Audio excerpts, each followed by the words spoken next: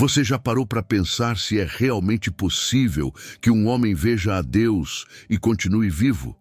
A Bíblia afirma que ninguém pode contemplar a glória divina sem ser consumido.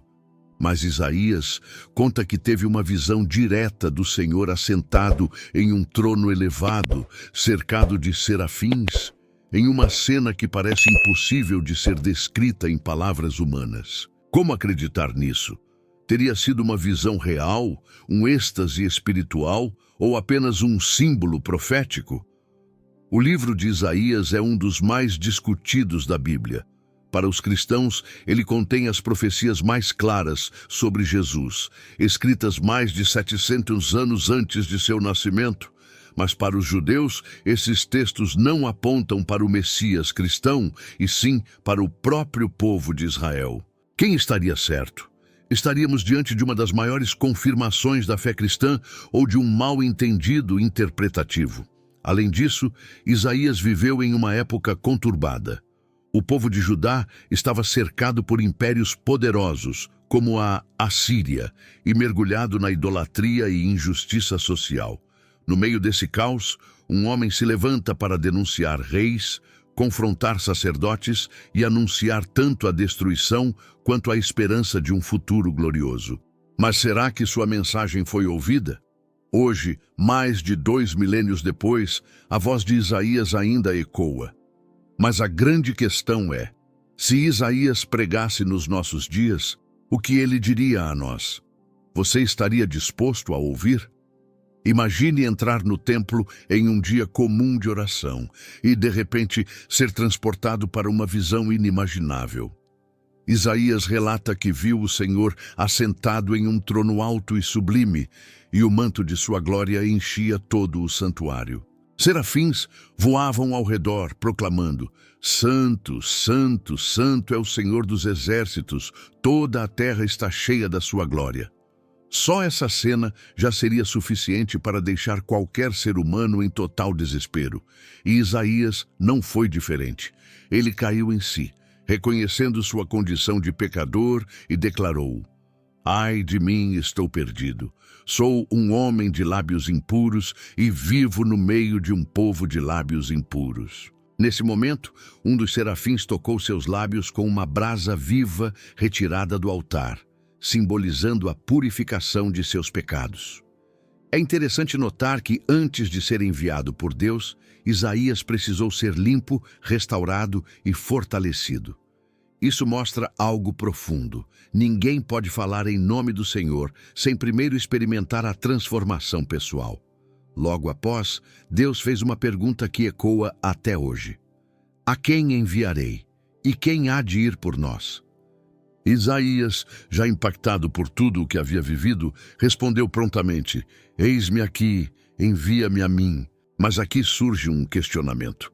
Se Deus é soberano e conhece todas as coisas, por que ele faz uma pergunta? Será que ele queria apenas ouvir a disposição de Isaías, ou estava também nos mostrando que cada chamado divino exige uma resposta humana? E você, se tivesse uma experiência como a de Isaías, teria coragem de dizer: Eis-me aqui? Para entender a mensagem de Isaías, precisamos voltar no tempo e mergulhar no cenário político e social em que ele viveu. O reino de Israel já estava dividido em duas partes. Ao norte, Israel; ao sul, Judá, onde Isaías exercia seu ministério. Essa divisão trouxe fragilidade, rivalidades internas e vulnerabilidade diante dos grandes impérios da época.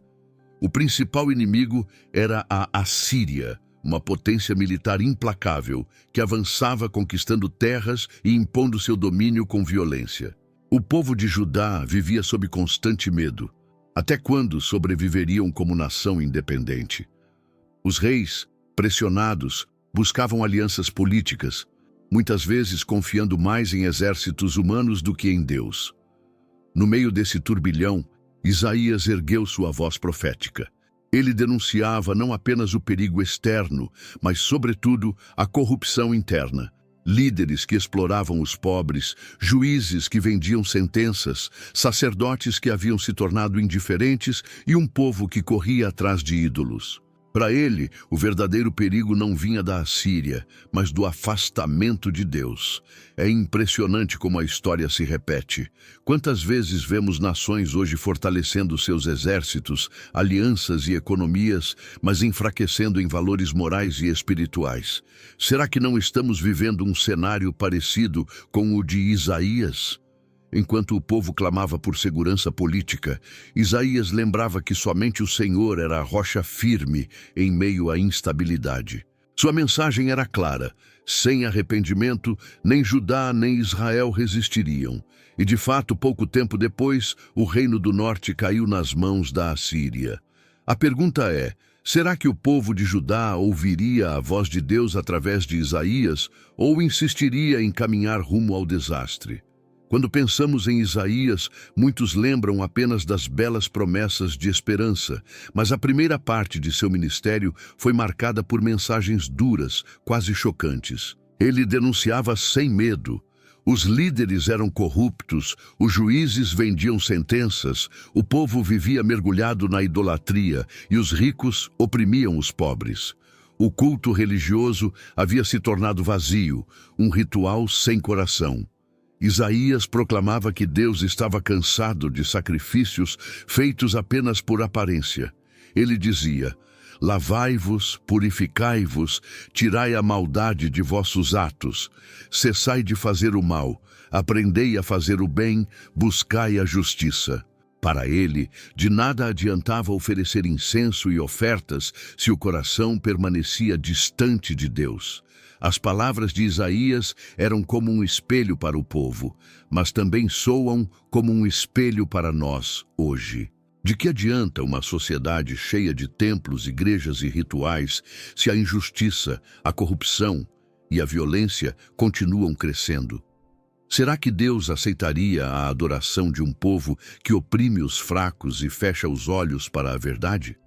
Além disso, Isaías anunciava juízo não apenas sobre Judá, mas também sobre nações vizinhas: Babilônia, Assíria, Moabe, Egito.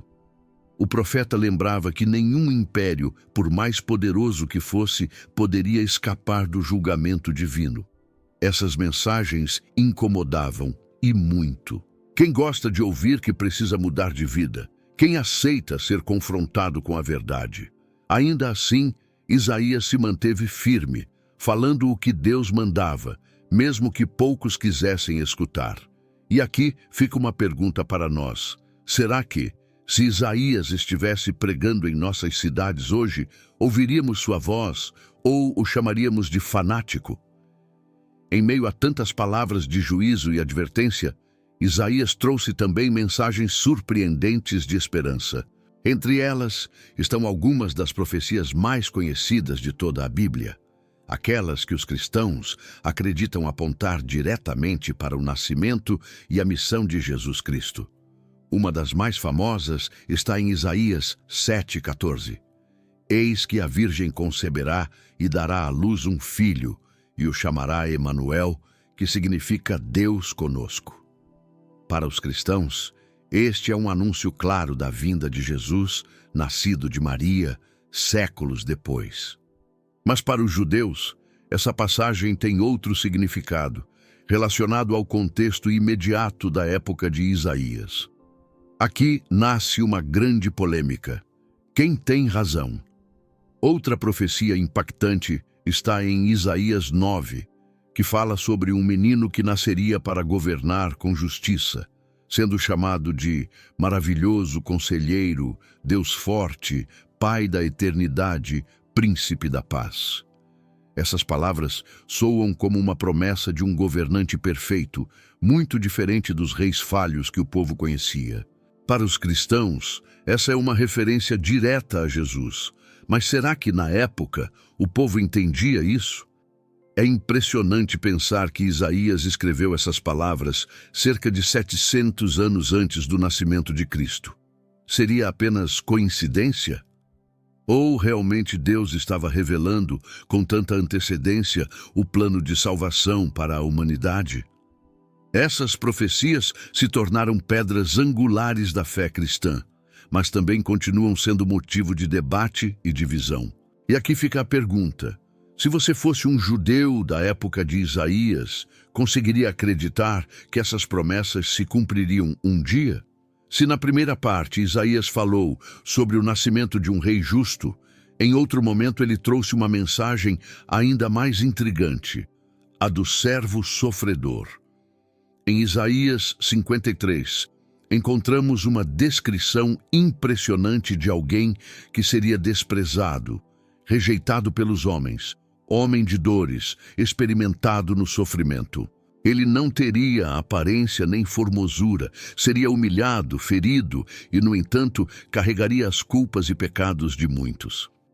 Os cristãos veem nesse texto um retrato claro de Jesus na cruz, escrito séculos antes de sua morte.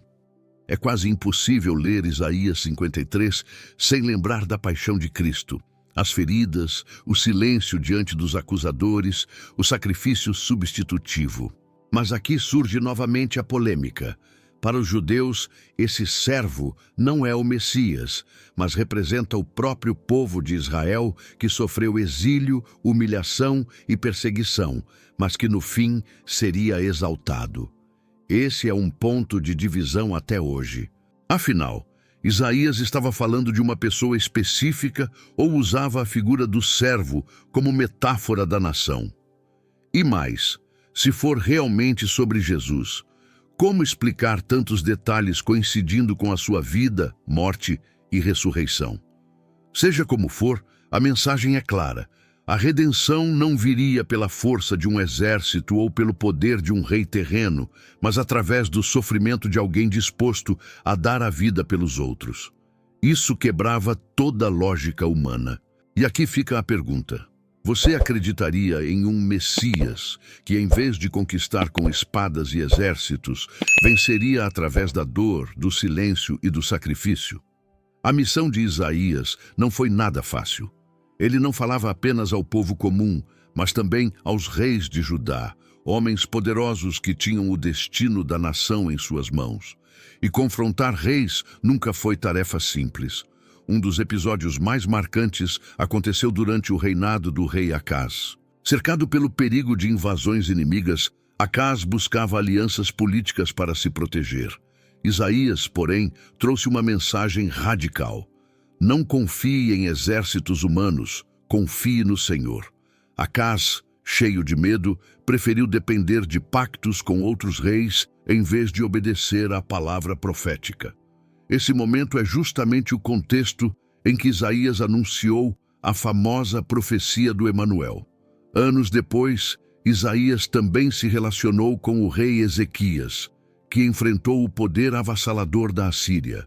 Quando Jerusalém estava prestes a ser destruída, Isaías encorajou o rei a confiar apenas em Deus.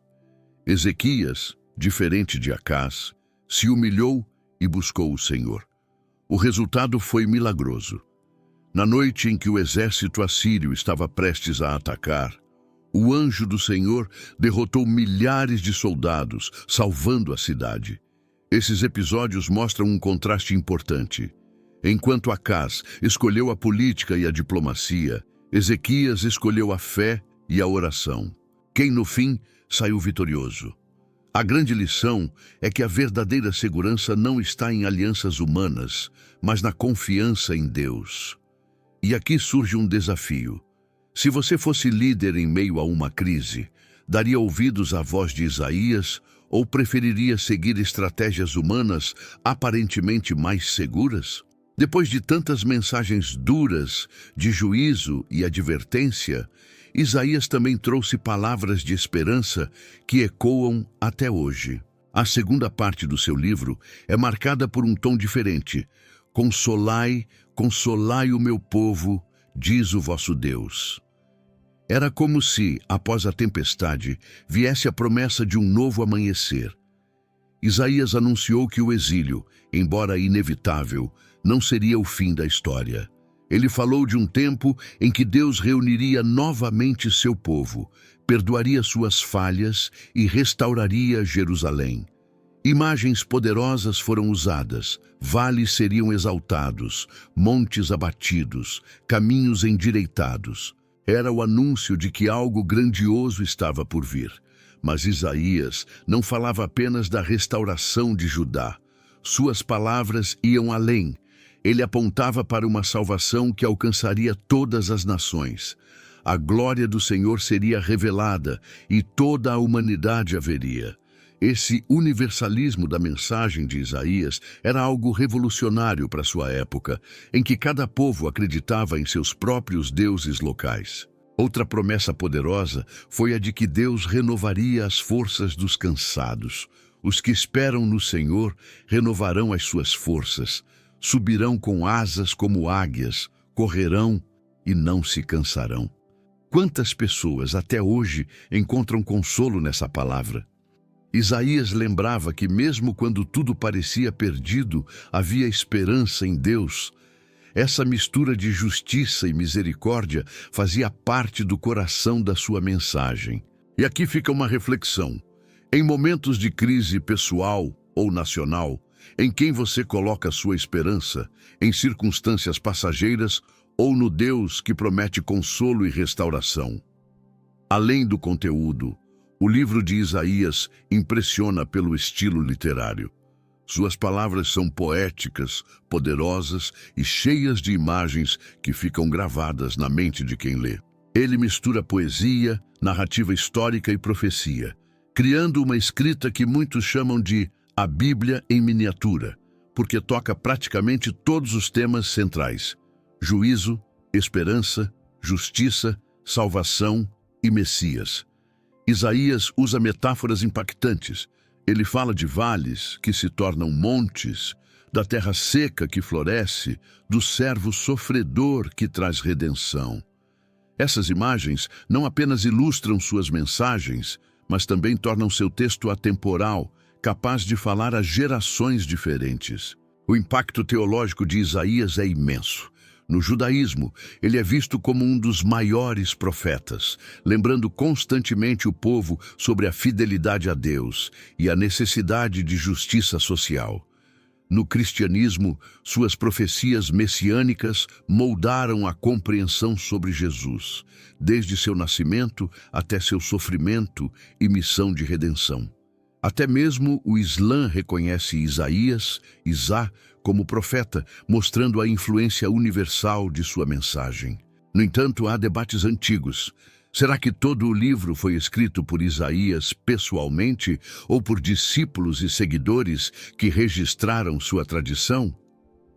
Alguns estudiosos apontam diferenças de estilo entre as seções, sugerindo múltiplos autores. Mas mesmo assim, a coerência teológica permanece. E aqui está a provocação. Se alguém tivesse em mãos o livro de Isaías, sem contexto histórico, perceberia que ele é mais que história ou profecia. É uma mensagem que desafia corações, consciência e visão de mundo.